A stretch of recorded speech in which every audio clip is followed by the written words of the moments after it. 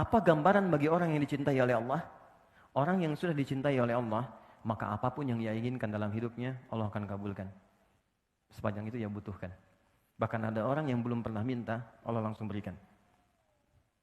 Anda cinta pada anak Anda minta sesuatu bukan karena belikan. Kalau Anda mampu. Anda dicintai Allah, apa yang mustahil bagi Allah untuk diberikan pada kita?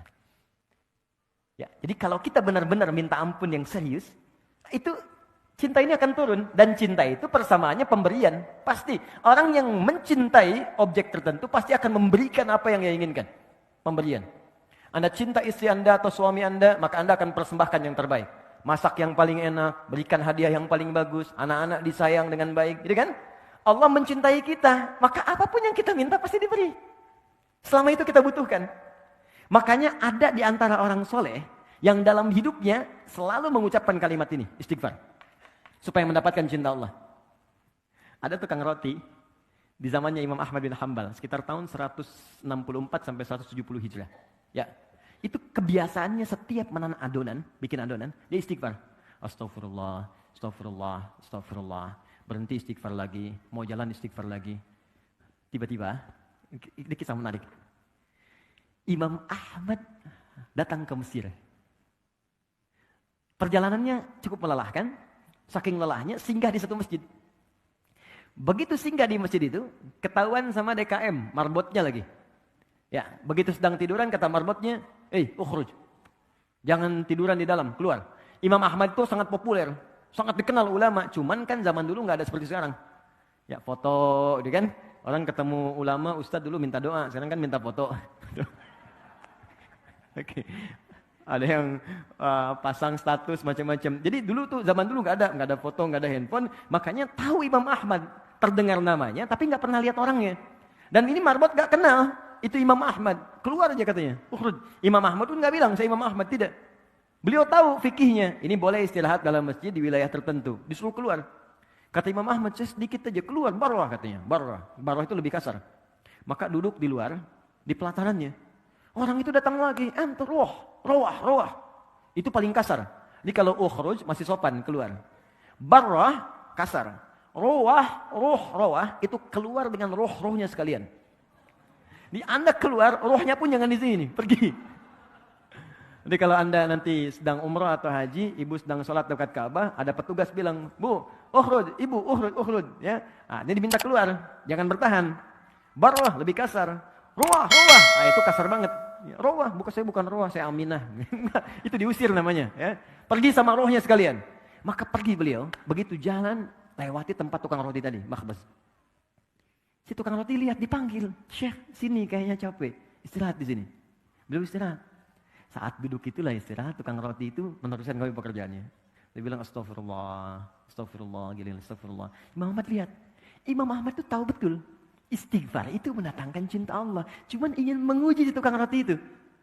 Kata beliau, "Ya Sayyid, Tuhan, aku lihat engkau setiap pegang adonan, astagfirullah. Bikin adonan, astagfirullah. Apa manfaatnya?"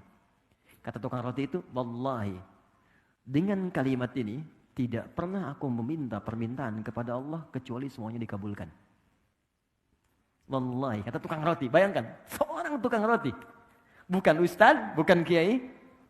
Dia mengatakan, setiap saya mengucapkan kalimat ini, saya meminta sesuatu kepada Allah, tidak pernah saya memohon kecuali dikabulkan. Cuman sampai sekarang, satu aja yang belum terkabul katanya. Apa itu kata Imam Ahmad? "Wallahi saya berdoa kepada Allah, ya Allah, sebelum saya wafat atau dia wafat, tolong pertemukan saya langsung dengan Imam Ahmad bin Hanbal. Imma saya wafat lebih dulu atau beliau wafat lebih dulu. Tolong sebelum kami wafat pertemukan kami." Kata Imam Ahmad, "Allahu Akbar, karena istighfar kamu ini saya datang ke sini.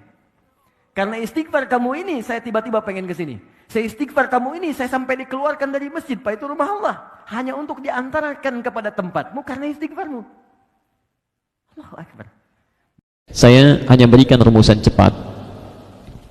Kalau Anda tidak mampu pada yang pertama, tunggangi yang kedua.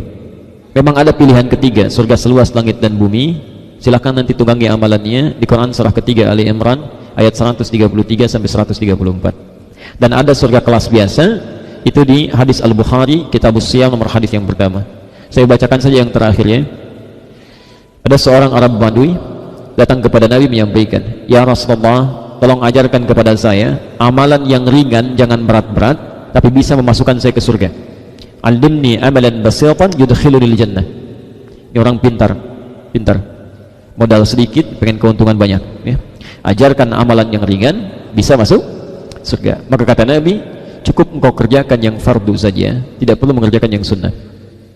Selama hidupnya fardu aja, salat wajib, puasa wajib, ya. Yang wajib aja, yang sunnah nggak dikerjakan. Maka orang ini mengatakan, wallahi demi Allah, kata orang ini, saya akan tunggangi yang fardu itu tanpa pernah mengerjakan yang wajibnya. Yang tanpa pernah mengerjakan yang sunnahnya, ya.